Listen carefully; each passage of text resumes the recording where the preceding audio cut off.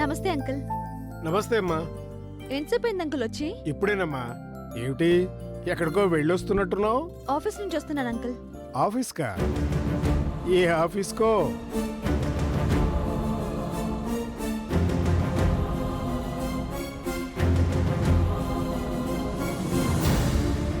JCL కంపెనీయే కదా, అది పార్థుదే కదా.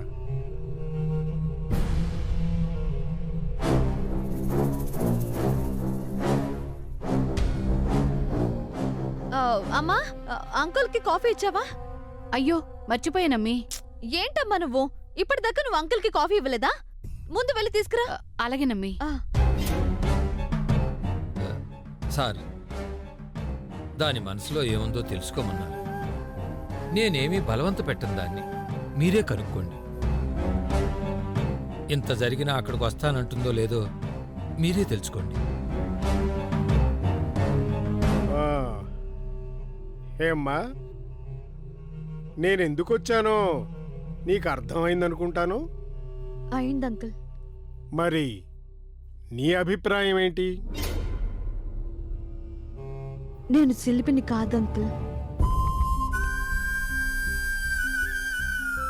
ఆయన ఓ బండరాయిని తీసుకుని చెక్కడం మొదలు పెట్టాను.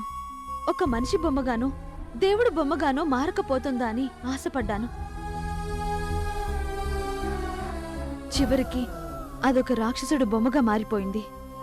దాన్ని గుడిలో ప్రతిష్ఠించమంటారా, గుండెల్లో ప్రతిష్ఠించమంటారా? మీరే చెప్పండి అంకుల్.